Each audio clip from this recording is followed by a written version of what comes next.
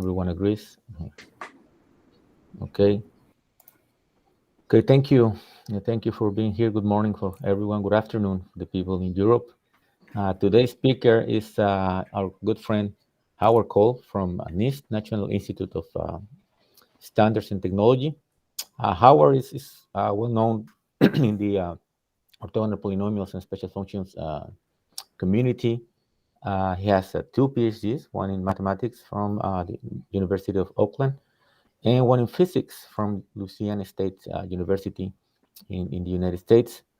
Today's talk is going to be about symmetric and non-symmetric representation for Poisson kernels of Askew-Wilson polynomials. Howard, thank you very much for agreeing to give this talk. You can start now. Thank you, Luis. Also, thank you for inviting me to the seminar. I'm very happy to speak in the seminar. It seems like there's a very nice, influential list of people who have spoken in it previously. So this is really nice. I was just going to mention that. So this talk is on Poisson kernels for the Askew-Wilson polynomials, and my background is in astrophysics. Actually, I have an undergraduate degree in astronomy and astrophysics, and for my PhD in astrophysics, I studied self-gravity of rotating astrophysical systems, and I started studying. In order to compute the gravitational field of a self-gravitating system, you have to study the fundamental solution of Laplace's equation, and in order to solve Poisson's equation for an isolated self-gravitating system, you've got to compute the Dirichlet boundary conditions, which are created or generated by the actual mass sitting inside some figure. And we were studying rotationally invariant, actually in particular in cylindrical coordinates, in three-dimensional cylindrical geometry. And to plane the boundary conditions, you have to study eigenfunction expansions of the fundamental solution for Laplace's equation, which is just the 1/r potential. And this enters into, you get Bessel functions and these standard integrals that appear for these formulas, which are very classical. And this 1/r potential is then expressible in many different ways in all of the rotationally invariant coordinate systems, which separates Laplace's equation. And in fact, every coordinate system, which separates Laplace's equation. But this also, it connects to generating functions for Gegenbauer polynomials in arbitrary dimensions. And then I've also worked in curved spaces as well, like in hyperbolic geometry, and also in hyperspherical geometry, and also even recently I'm working in these rank 1 symmetric spaces, which are isotropic in the sense that the manifold looks the same in every direction. So, and these same sort of eigenfunction expansions appear in all of these geometries and all of the coordinate systems, and so generating functions are connected to these very intrinsically.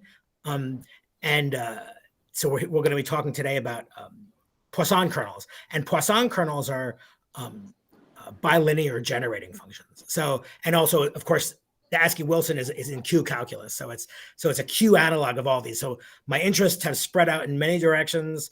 I'm extremely interested in Q calculus. Actually, this goes back to one of the OPSFA meetings in Tunisia, where I first met Roberto Costas-Santos, and I had a problem in Q calculus. Well, actually, it was just a regular problem in regular orthogonal polynomials. And I said, because everyone's talking about Q calculus, and I'd heard about it previously in some meetings in Auckland when I was there. And I said, I wonder how difficult it would be to generalize this to Q. And he said, oh, it'd be very easy, And we started working on it, and we've been working ever since. So it's been a very fruitful collaboration, and my interest in Q has grown and grown and grown. So, and now I really love it. So I try to spend almost all my time doing it. It's hard to get away from it. But we also are studying lots of problems which are related to in special functions and orthogonal polynomials in general, because it's a very rich and beautiful subject. Okay, so just some notations so you understand what we're talking about during the talk. So when we write n0, we just mean the non-negative integers, and we have the integers, the real numbers, and the complex numbers. And for the complex numbers, if you see C star, it's just C take away 0. And if you see C dagger, then that's basically the open disk in the complex plane. And actually, usually we take away 0 as well. Okay, so if you see a bold A, that means it's the set of parameters. So for instance, A1 through AN and AK are usually complex numbers, and unless we give some conditions on them. And then if you see this notation plus or minus A, that doesn't mean what you normally think of as plus or minus. It really literally means the set A and minus A, right? And if you see e to the plus or minus I theta, that's e to the I theta and e to the minus I theta. And if you see z plus or minus, then that means the set z and 1 over z. So that's what that means. Okay, another notation we're going to be using is a notation that we created. It's for symmetric sums. So it's sort of, this notation will replace the idem function. So remember idem, which you can see in Gasper and Rahman, and in many references in Q calculus, in basic hypergeometric series, is what it means is you take the sum of the n-1 expressions obtained from the preceding expression by interchanging a1 with each a sub k for k equals 2 through n. So there's n terms. The first one is given by this expression, which is given, the f1 through an b, and then you can interchange a1 through a2, and then a1 through a3, and then so it's a symmetric representation. But because in the work that we're doing, sometimes this can happen repeated times, this notation idem is very clumsy. So instead we treat it as a sum. So this I it's an I because it's symmetric about an axis, and sort of to give you an idea that it's actually a symmetric sum. And then the superscript of the various entities which are being symmetrized over. Okay, I'm sure you're all familiar with the Pochhammer symbols or the shifted factorials in the Q world. This is what they are. And for basic hypergeometric series, if you have a non-terminating basic hypergeometric series, I'm sure you're all familiar with this notation as well, but it's this infinite series. And when it's written this way, it's divergent for R less than S and convergent if R equals S, if the absolute value of Z is less than 1. And it's an entire function if S is greater than R on the entire complex plane. So if one of the numerator parameters is of the form q to the minus n, then this infinite series terminates, and this is deeply connected to the theory of basic hypergeometric orthogonal polynomials. So on top of that, there are some really nice symmetries that can be found within hypergeometric functions and also generalized hypergeometric functions. They have their q to 1 limits. So we refer to a basic hypergeometric series as balanced if the product of the numerator parameters is equal to this product of the denominator parameters. It's called well poised and very well poised, and they're characterized by a so-called leading element. Rahman actually coined this term. So you have this special element A in both of these, and then you have a series of other parameters, and it's well poised if the denominator parameters are given by QA over A2, QA over A3, and up to QA over R plus 1. So that's where A enters in. And it's very well poised if on top of that, it has that 2 of the numerator parameters are given by plus or minus Q square root of A. And then, of course, the corresponding denominator will then be plus or minus square root of A in the denominator. And if these basic hypergeometric series have these properties, a lot of times something very special and beautiful happens. So we'll get back into that. That's connected to the Askew-Wilson polynomials, for instance. We'll also use a notation due to Vanderbilt and Reines, which is really quite useful. Basically, if you have a sequence of numerator zeros, or if you have a sequence of denominator zeros as elements of the basic hypergeometric series, either terminating or non-terminating, then this completely changes the character of the hypergeometric series, because the number of elements is connected to this minus 1 to the k, q to the k choose 2 factor, so which doesn't appear in generalized hypergeometric series, but depending upon the number of zeros, these factors enter the series, and like I said, it changes the way the function behaves. So you really need to include them so this notation is quite nice. You basically have an integer as a superscript to the basic hypergeometric function, and it tells you if the integer is negative, then you have numerator zeros, and if it's positive, you have denominator zeros, and if it's equal to 0, then there's no zeros. So that's just the regular basic hypergeometric series. So that's quite useful, and in a lot of formulas, people treat these separately and they write the infinite series. And this allows you to actually write these hypergeometric series quite compactly. So it's really useful. And it certainly enters into the theory, which we'll be talking about, the theory of integral representations. So what is a Poisson kernel for an orthogonal polynomial? So in this case, you've got a sequence of orthogonal polynomials over a certain set of parameters, A, and then you have an orthogonality relation over some interval in the real line. And then you have a norm here, and then the square of the norm, and it's orthogonal. So you have this Dirac-Kronecker delta, right? So the Poisson kernel is this bilinear generating function, which is very special, and it's the reciprocal of the norm of orthogonality, are your coefficients of your expansion, multiplied by the polynomial with argument x and the polynomial with argument y, and then of course multiplied by some t to the n factor, so it's a power series. Note that as t goes to 1, the Poisson kernel actually approaches the so-called closure relation, so it's related to a Dirac delta distribution, and also it's connected to the Christoffel-Darboux kernel, which, if you see, is actually it's a finite sum over the product of x and y for the orthogonal polynomials, and it has that exact same coefficient of expansion, which is the reciprocal of the norm of orthogonality. So all these three creatures are deeply connected, and they're fundamental in the notion of orthogonal functions. So I'll talk more about that later, but these are really important kernels. So for instance, you can take a generalized Christoffel-Darboux kernel, right? So if you have a sequence of orthogonal functions, and without loss of generality, you take the degree 0 element to be unity, and then you have some orthogonality relation, some integral orthogonality relation as such, right? Then you can define the generalized Christoffel-Darboux kernel as simply this finite sum with a reciprocal norm of orthogonality multiplied by the orthogonal function, right? It doesn't even have to be a polynomial, right? At x and then y. And then this generalized Christoffel-Darboux kernel is just the weight function times this Christoffel-Darboux kernel. And then it's easy actually to show without hardly any restrictions that this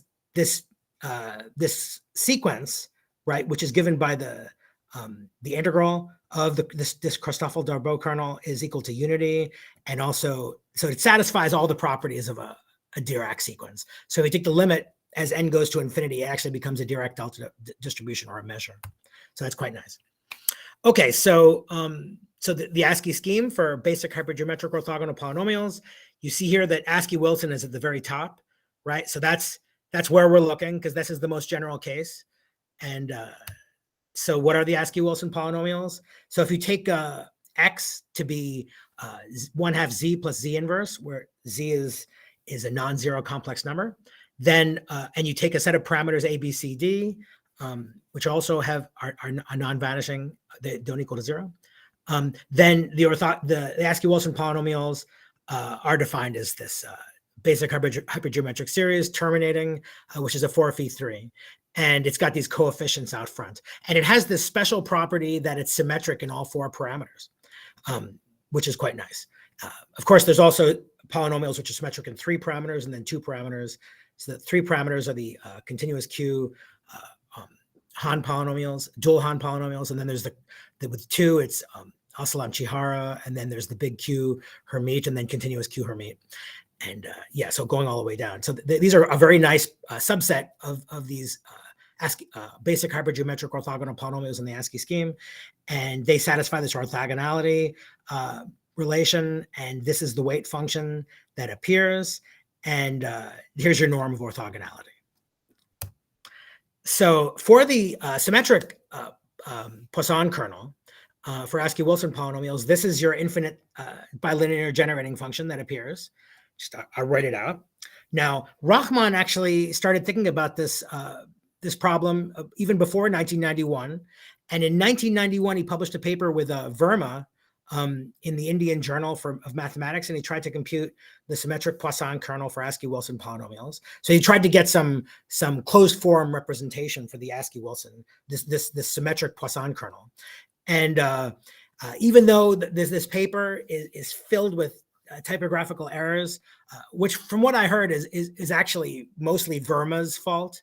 But let that be a lesson for anybody who does research in mathematics. You can't leave something to somebody else. You always have to check everything everyone does. But the idea of the proof in that paper was correct, and Rahman was a master. And it basically he used, and actually in many of the papers and the research that he did, he used so-called Q integrals, right? And Q integrals are the Q analog of the integral, of the definite integral, and it's actually an infinite series.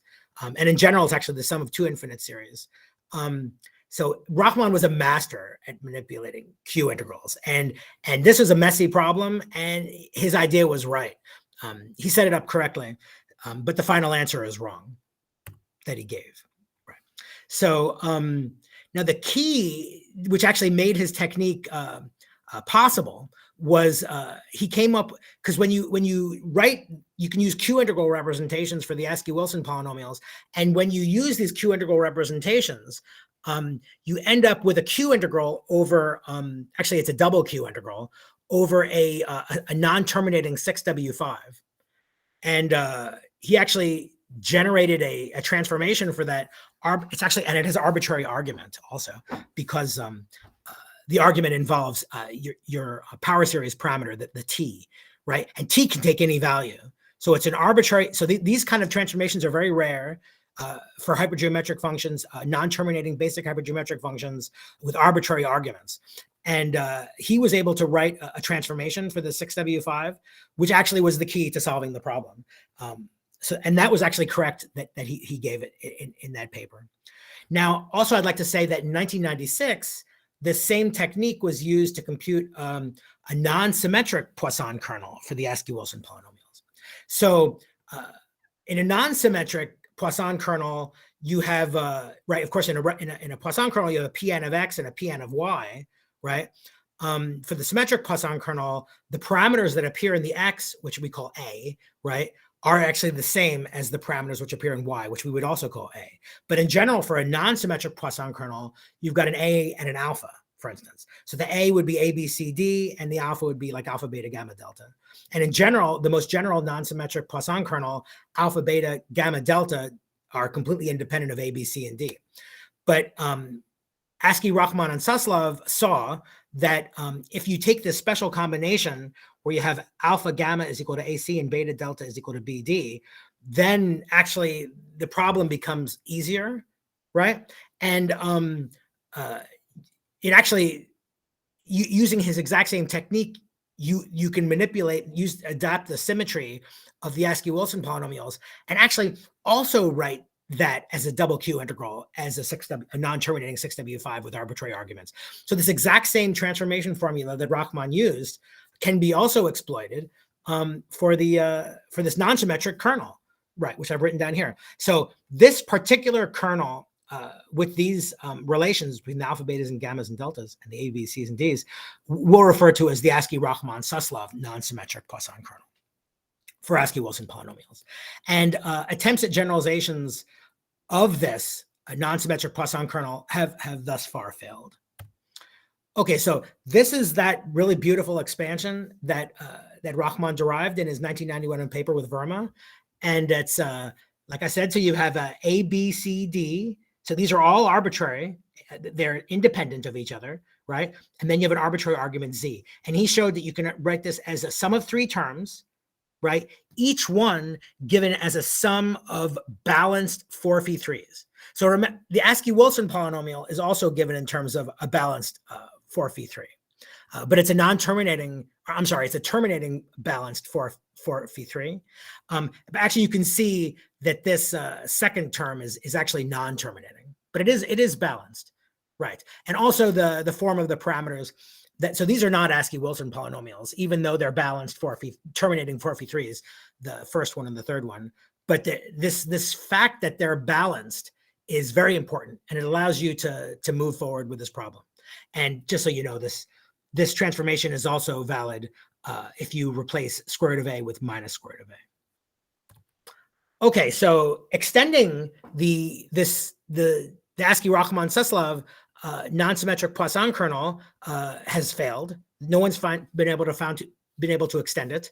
And in fact, I'll quote from an email with George Gasper that we communicated in this year in May. So as far as I know, since the mid-90s, no one has been able to extend the Rachman-Verma 1991 to 8W7s or to extend the ASCII-Rachman-Suslov to less restrictive conditions than in their result. And every idea that I've tried has failed. I've also come to understand that if you remove this restriction, right, this alpha gamma equals AC and beta delta is equal to BD, then you lose this property that you get a 6W5. In general, if you take, there's no relation between the alphas and the A's and the alphas, then this coefficient actually becomes a nearly poised 8phi7. So it's not even very well poised. And not a lot of transformation formulas and almost no transformations formulas are known for nearly poised, non-terminating with arbitrary argument transformations. In fact, I'm not even familiar with one at the moment. However, if you make a slightly more, less restrictive than assumption than that, so instead of using the ASCII-Rachman-Suslov restrictions, you do something less restrictive, which is alpha, beta, gamma, delta is equal to A, B, C, D, right? Then instead of having 6 free parameters, you actually have 7 free parameters. You get 1 extra free parameter, and it actually becomes an 8W7, right? And it's an arbitrary argument 8W7 of this form. And I'll tell you more about this. What we're talking, and actually this actually is amenable, and I'll give you some hints as to how that goes forward. So so what is the symmetric ASCII-Wilson-Poisson kernel? Here I've written it down here, and then you've got this finite sum for the Christoffel-Darboux kernel, which is well defined, and there's a closure relation also by taking this infinite series, right? So like I said, Rachman did not get, he didn't write down the right answer, and in fact, there are so many typos in his 1991 paper for the symmetric Poisson kernel that I don't even know how to recover from it. So it's really in bad shape. But we were able to actually rederive. Actually, me and a student, a National Science Foundation intern who worked with me this summer, he actually came to California, and for a week we redid the derivation that ASCII-Rachman. In fact, by the way, there's also a typographical error in the non-symmetric Poisson kernel in this paper by ASCII-Rachman and Suslov. So this was kind of infuriating to me because I wanted this Poisson kernel for another reason, which I'll talk about later. And so none of the Poisson kernels for ASCII-Wilson polynomials that I came across were correct. You can easily verify that by just doing some numerical checks, some numerical calculations, and so there was some mistake that in their printed result, but they're very messy expressions. So maybe I made a mistake in writing it down, and I tried and tried and tried. No matter what I could do, I could never get it to work out. So ultimately, I came to the conclusion that it was wrong. There was something wrong with it. So in order to get the ASCII-Rachman-Suslov Poisson kernel, or this representation, there was no way around it but to just redo their derivation, which is really messy and involves Q integrals. And there's lots of, Rachman was this master of doing transformations and coming back and going to more general cases and then coming back and eventually you get it the right answer, which is just unbelievable. So he is great, but it's messy. So we redid his calculation. It took 5 days, or actually after 4 days, we actually after like 2 or 3 days, we figured out where that the mistake was not in the first 2 terms. Actually, there's 4 terms, although he refers to it as 3. There's this KT1, KT2, and KT3, but then the KT3 term is actually 2 terms. It's a symmetric sum over KT3 with Z and then 1 over Z. Remember, X is related to Z by X is 1/2 Z plus Z inverse, right? So you can also write the ASCII-Wilson polynomials as a function of Z, right? Just because X is a function of Z. So and if you replace Z and Z inverse in this KT factor, then you actually get the right answer. So we redid the derivation, and this is actually the correct answer for KT1, which is not what Rachman wrote down in 1991, but it is very similar to what ASCII-Rachman and Suslov wrote in 1996. So, and here's the KT2. In fact, it exactly coincides with the K1 and K2 that's in ASCII, Rachman, and Suslov. But the KT3 term is different. And this is, I've written it down. This is the correct KT3 term using their derivation. And you can see it's a double infinite sum over 8W7s with arbitrary argument. And also you have a symmetric sum over Z plus or minus in there. By the way, so let me talk about, yes. So the non-symmetric Poisson kernel now. By the way, the 8W7 here is actually, it's different. And in two different ways than ASCII, Rachman and Suslov gave. And I'll talk more about that. One, there was a typo, and one, you actually had to make a change as well. Okay, I'll talk about that. So let's talk more about these non-symmetric Poisson kernels. So, right, so in general, you got a X and A and a Y and an alpha, right? And like I said, ASCII, Rachman, and Suslov use this restriction here. And I also mentioned that if you make this other restriction, alpha, beta, gamma, delta, zeta, B, C, D, then it's also amenable. So let's talk about the ASCII Rachman non-symmetric Poisson kernel. So this is the representation for it if you write it down. If you take alpha goes to A, then it actually becomes the symmetric Poisson kernel. And again, it's the sum of three terms. Only now you've introduced these free parameters alpha. And this is actually the KT1 that you get, which is the same as in ASCII, Rachman, and Suslov. And this is the KT2 term, which is the same as in ASCII, Rachman, and Suslov. And this is the KT3 term, which is actually different from what's given in ASCII, Rachman, and Suslov. And if you look at their derivation, the mistake that they made, or at least the typographical error they made, is actually in the very last step of the derivation. So me and this intern I worked with, who had no experience, by the way, in Q series. I did basically all the work, and he just sat there and watched, But it was a fun, I didn't want to do it, but it was because it's messy. But it was ultimately really exciting to get to the end when we figure out what the mistake was. So this is actually the form that we give, but like I said, it's different than the form that ASCII, Rachman, and Suslov gave in two ways. So their mistake was when they wrote it down. This is actually what they wrote down originally. Their mistake was that this Q to the minus L B over Z term, this one here, they wrote the Z in the numerator. So that was their mistake.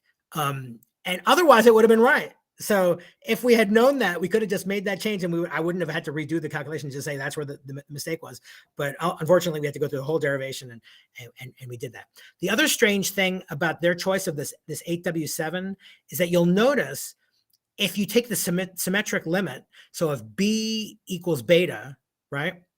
And then if you take Z to be 1 over A, right? Which is, we're doing these, actually there's a reason why you would do that, and I'll explain that later.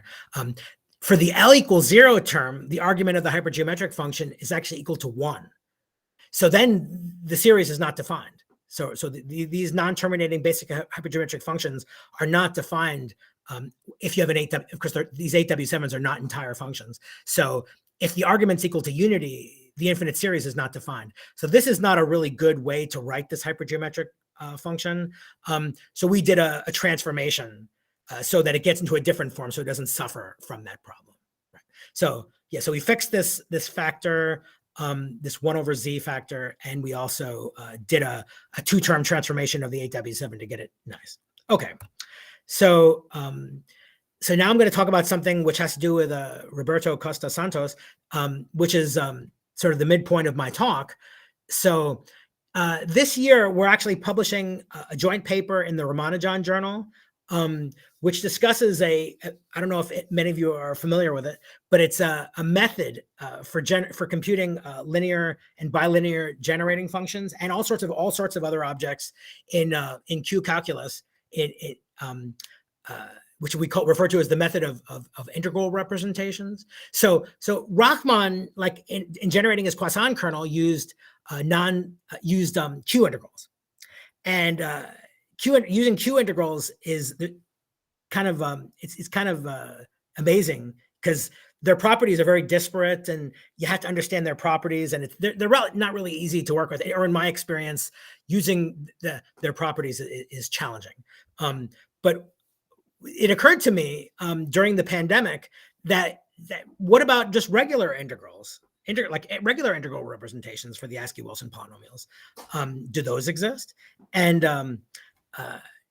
I had to search for them, and it turns out they do. You can actually find an integral representation for the Askew-Wilson polynomials in one of the exercises in Gasper and Rachman, but it isn't really highlighted. It was hard to find, and so you can just use a regular integral representation instead of a Q integral representation.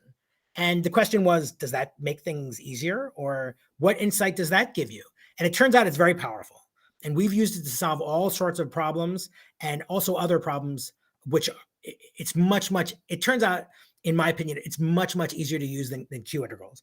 And there's some reasons for that, and I'll explain that. So, right. So in general, you have this bilinear generating function or multilinear generating function. And so what is this technique? So I'll sort of describe it to you in words. So if you have this multilinear generating function, what you do is you replace each one of these polynomials, for instance, in terms of its integral representation, if you can get its integral representation. So for instance, for the Askew-Wilson polynomials, we know it. And actually, we were able to derive a new integral representation for the Askew-Wilson polynomials as well. And right, so you express them. This multilinear sum is these k, if you have k of them, k integral representations. And then what you do is you reverse the integrals and the infinite sum. Remember, there's an infinite series here. So if you can justify interchanging the sum and the integral, then you express the resulting infinite series on the right-hand side as a sum, as an infinite series, as a basic hypergeometric function. And then you evaluate that hypergeometric function. And in general, it'll be non-terminating. It'll be arbitrary argument and non-terminating, right? As a basic hypergeometric function. And then you use some transformation. What you do is you write that, usually use a transformation to re-express this basic hypergeometric function. And then using this transformation, you then can write the hypergeometric function as another integral. It has an integral representation. So then you've rewritten the entire problem in terms of integrals, and then you just start doing all the integrals.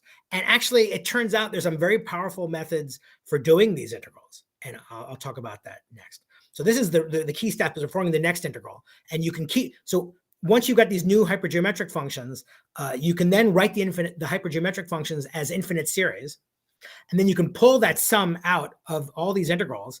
And then you write the coefficients, which are given in terms of Q-shifted factorials, in terms of infinite Q-shifted factorials.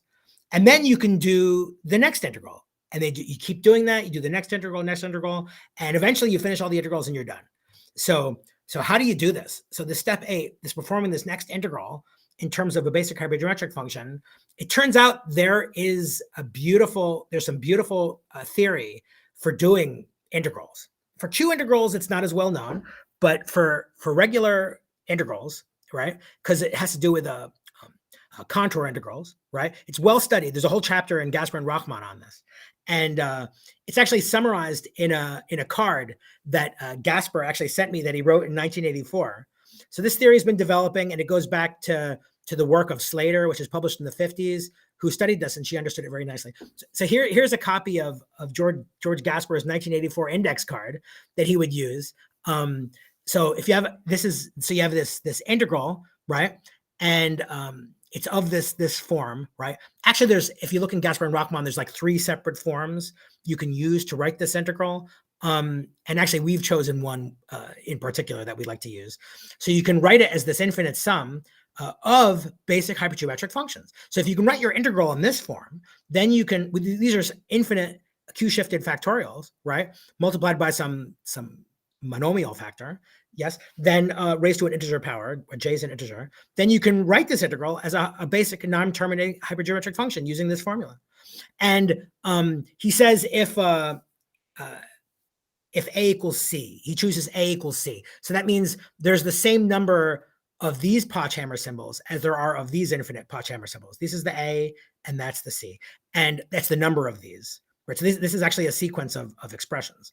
And there's also B expressions here and D expressions there. So if A equals C, then you can write as a basic hypergeometric series.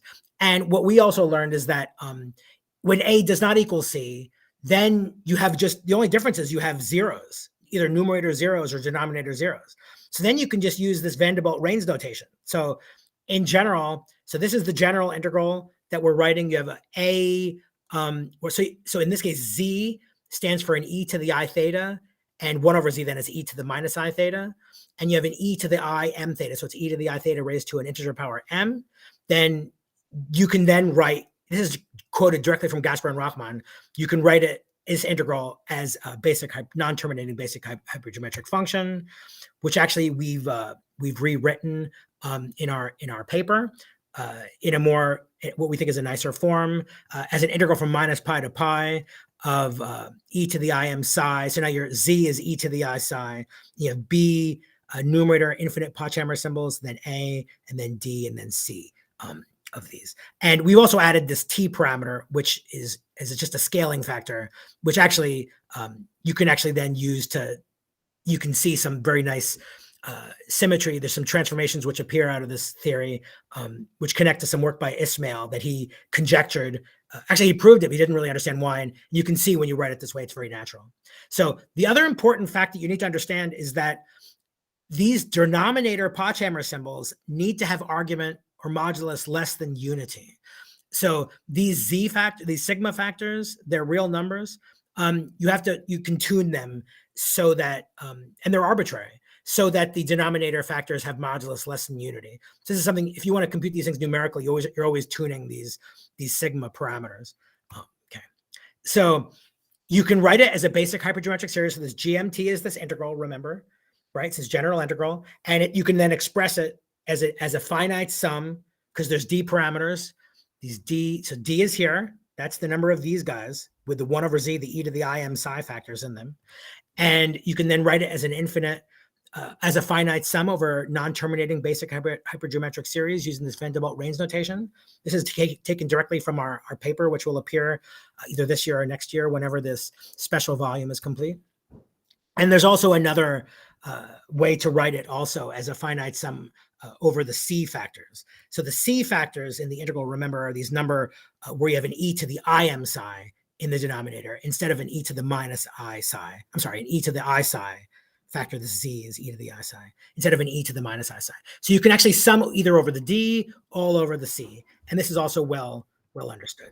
You can write it this way. Of course, you have to make sure that these non-terminating basic hypergeometric functions are convergent, and sometimes they're not. So you have to be careful with that. Of course, it depends on what these parameters are, right? So you just check that. So sometimes one of them is convergent, sometimes the other one is not, and you always have to check. And sometimes both of them are convergent.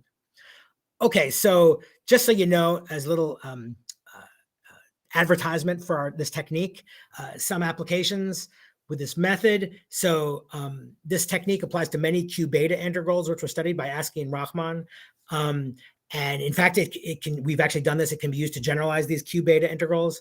And there's a key formula that appears if the argument of these hypergeometric functions have argument Q, things improve very severely. And that ends up being a key factor in solving many generating functions using this technique. And it ends up writing things in terms of a symmetric sum. And for instance, that's the application for Askew-Wilson polynomials, is the special key formula for the argument Q. The key, you can also use it to unify Rachman's method of Q integrals to this theory of integral representations.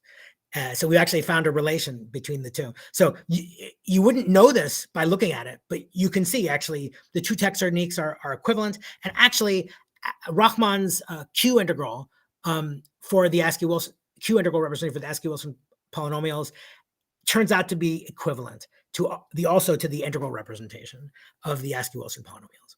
And we show that in the paper, and you can use it to evaluate pretty much every generating function for Askew-Wilson polynomials or any polynomials in the Q-ASCII scheme. And you can learn all sorts of things by doing that. We've studied extensively the ASCII-Wilson polynomials, and we also explored the continuous dual Q-Han polynomials, because actually there was a generating function for the continuous, for the dual Q-Han polynomials. So the Q goes to one analog, right? That no one had ever found a Q analog for. And I've been trying to find this Q analog for years. And once I understood this technique, I computed that analog in a few hours. It was just, I'd been looking for it for years, but immediately I was able to obtain that Q analog using this technique. So that's, I tried the technique on a generating function that Rachman produced for the ASCII-Wilson polynomials, which is quite nice, and it produced that quickly. And that was a really complicated derivation that he used to do that. And then I said, well, what about this other Q? What about this other generating function? Boom, and it produced it. So then I realized very quickly that this technique is extremely powerful. So let's apply it to the hardest problem we can imagine. So this was the problem of the non-symmetric Poisson kernel for ASCII-Wilson polynomials. So that's what we're talking about today. Okay, so what are these integral representations? So this is, for instance, the integral representation for the ASCII-Wilson polynomials, which is equivalent to, like I said, Rachman's Q integral representation. And, that's it. And then, so we applied this technique for the using this Q integral using integral representations to find the a representation for the non-symmetric Poisson kernel. So this ASCII-Rachman-Suslov non-symmetric Poisson kernel, and that was harder than I imagined it being, because it's really messy. Because you have to do 3 different integrals, and then you have to re-express the, you have to get all the factors right? There's tons of them. And then you have to re-express the integrals in terms of Pocham infinite Q-shifted factorials. And then you have to identify the factors which appear in the next integral. And then you actually have to do that integral, and you have to get all the results correct in these coefficients. Everything has to be correct, and they all have to, and then you have to do it again. You have to do it 3 times. And ultimately, it took me about a year actually, but I wasn't working on it full time. But I actually went to Montreal for OPSFA, the last OPSFA meeting. I was there for 2 weeks, and I just embedded myself in it. And I found a method for doing it, which is foolproof. So I can now apply this method. It'll always work. Basically, you just have to make sure that every step of the way you're doing the right thing, right? You're not making any mistakes. And I now know how to do that in a nice way. So, yeah. So I would like to extend this, by the way, to this more general case that I was talking to, and I will do that when I get a free moment. So this is the ASCII-Rachman-Suslov Poisson kernel, right? So it's actually can be written on 1 page, right? Remember there was like three terms before, or 4 terms when you do the symmetric sum. This representation of that same kernel you can write on 1 page, and it's a double symmetrized sum over Z and W. It's a symmetric representation. It's quite nice. And then there's a double sum over these K's and L's of a non-terminating 5W4. So it's quite nice, and it's different than their representation. So this is it. And now, since I've got 4 or 5 more minutes until the end of the talk, I'm going to talk to you a little bit about what lies in the future. So this is sort of the end product of this whole work. I found that we got 2 representations for the ASCII-Rachman-Suslov non-symmetric Poisson kernel, and you can use these representations to generate new generating functions and new transformation formulas. And that was actually the whole purpose I wanted the ASCII-Rachman-Suslov, or even just Rachman's symmetric Poisson kernel in the first place, because I figured out how to compute these new generating functions and new transformation formulas if I had an accurate representation for these Poisson kernels, and I didn't. So now I have one, and I can use this technique, and I'll talk to you more about that at the very end of the talk. So this more general case where you have an 8W7 instead of a 6W5, you can write it also as an integral representation. And I figured out how to do that about 4 or 5 months ago. And this is the expression for an arbitrary argument, 8W7. It's an integral representation. So you've got this integral, and all of the factors are in the right places, and it's just going to be a matter of carrying out the grunt work when you finish. And just as an example that this actually messy transformation formula is right, I just gave you just a numerical example. So if you choose, this is actually the actual 8W7, which appears in this generalized non-symmetric Poisson kernel, where U and V are like integration parameters. Here, there's only two of them. And then you also have a T, which is of course, it's a generating function. So that's the T parameter. And if you just take some numerical values for A, B, C, and D, and alpha, beta, and gamma, and delta, and then, U and V and T, and then, yes, I don't know if you can see this. So the answer here, that's the answer. 1.00242, and it's actually the same result. There it is. Yeah. So this transformation is actually right, and it'll be quite nice to use. Okay. So let me continue. So just hold on. All right. So this is sort of the technique that I wanted to use. To compute generating functions and transformation formulas from these non-symmetric Poisson kernels in my last minute. So if you start with a symmetric Poisson kernel for Askew-Wilson polynomials, right? What you can take advantage of the fact that it has special values. So this is well known.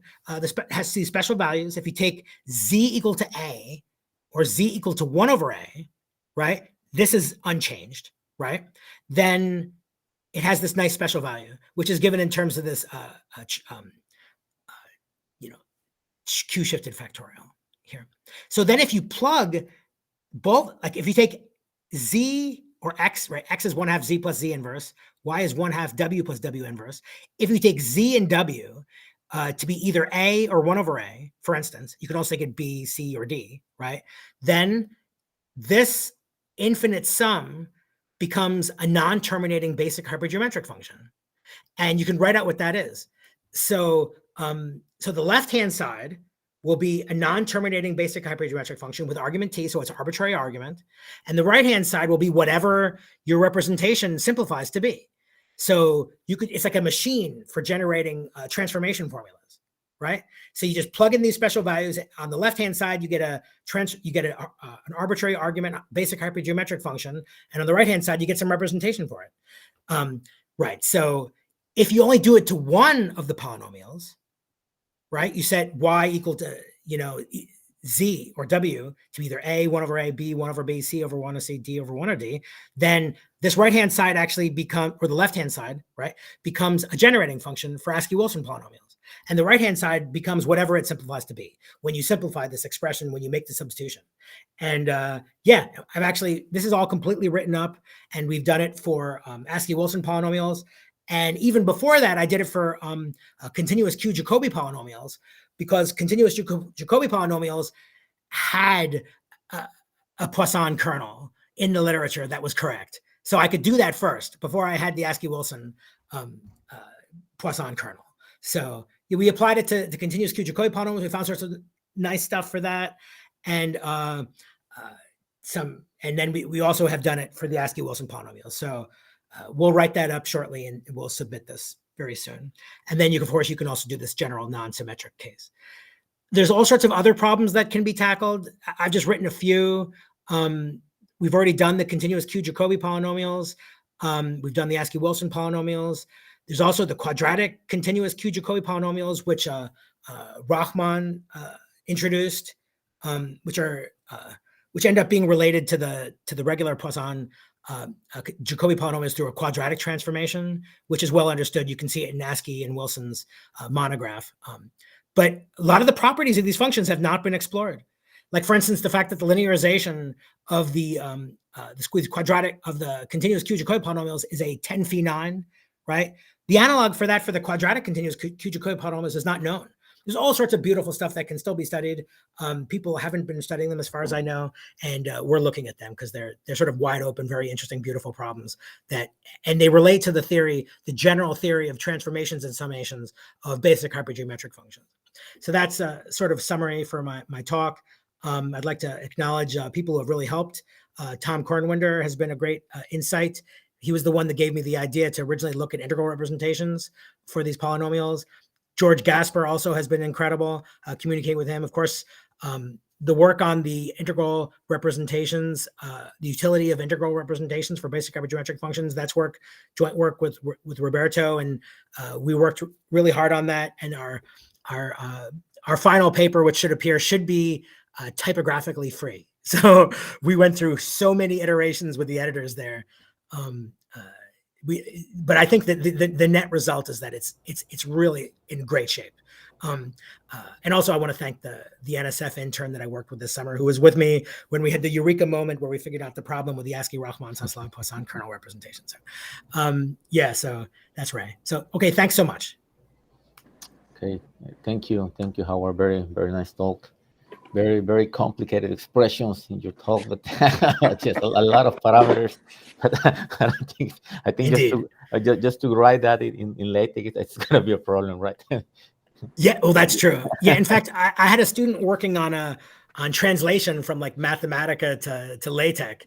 So because just the process of looking at these things and writing them down in LaTeX, you will make errors, and it's inevitable. So it's really, it'd be nice to not have to go through that. By the way, I should also add that even though all my derivations are analytic, a lot of the work is done with Mathematica, not symbolic, just numerical checks. So you can check at every step that you made the right choice, right? You didn't make any mistakes along the way. And I found that to be so valuable because these mistakes just crop up and they crop up. And it's, ultimately, this was the reason, I'm sure, that ASCII, Rachman, and Suslov made their mistake. They didn't check their final answer numerically. They would have known if they just did a really simple numerical check that there was a problem, and they would have figured out what the problem was, and they would have done it right. So they didn't have any mistakes in their derivation. Their derivation was right. It was just some typographical error that they made. So at least in ASCII, Rachman, and Suslov. In the ASCII and Verma paper, in the Rachman and Verma paper, that I have no idea what happened there. I heard. Actually, I was at a meeting last week with Suslov. This was in Salt Lake City for the fall AMS sectional meeting, the Western sectional meeting in Salt Lake City. It was my first in-person meeting, and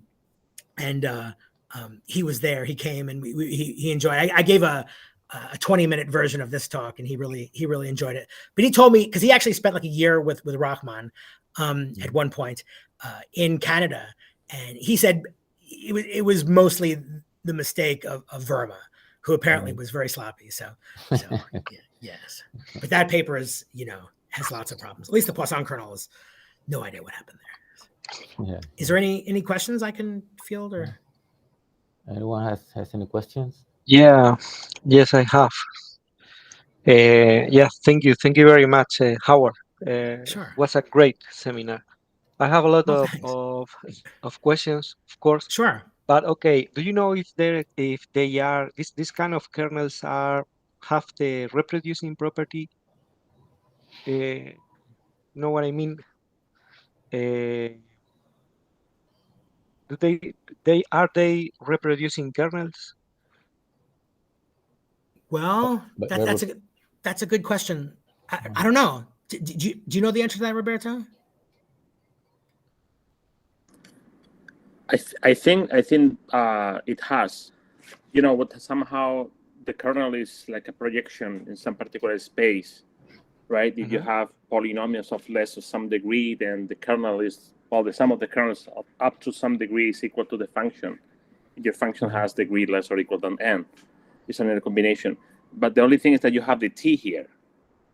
So for sure, this is true when you take the limit. When t tends to one limit, for sure, right? Because there's no or for the Christoffel-Darboux.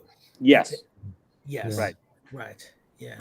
Actually, and I know it's the case for Jacobi polynomials, but I don't know for these Q cases. That sounds really interesting, though. I think it's a good question. I mean, probably there is some kind of a T reproducing kernel somehow. Yeah, I think that it should be very, very interesting to know if they satisfy a reproducing property. But indeed, because the conversion computation, the conversion expressions, I don't know if it is a really easy question. I don't know. Yeah, but it's probably interesting. only, if it is true, it's probably only true for the Christoffel-Darboux kernel. I'm guessing. Probably not for the Poisson kernel. But I mean, at least I haven't seen that. Have you seen examples of Poisson kernels which are reproducing kernels? Not really. No. Okay. Not really. Okay. But probably for the Christoffel-Darboux. Yeah. Or maybe. I'd like to know more about that. Maybe we can talk about that later. I'd love that. Yeah. You have another question? Yeah, I think. No, I have a lot of questions because one. but okay, it's okay. Only one this time. Okay. Okay. Well, I'd be happy to field them. Yeah. Any other questions? Well, of course, one simple question is, Howard, I know you know them more or less the answer, but did you try to do the Q tends to 1 case limit? For these representations? Mm-hmm. For the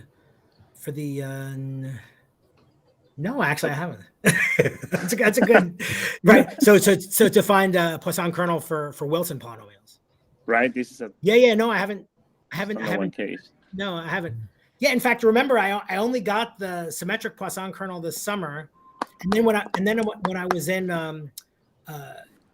Montreal, I got the non-symmetric Poisson kernel also because I had also made some simple mistakes in that derivation, even though I knew the technique was right. So yeah, that's an obvious sort of next step. That would be interesting to look at.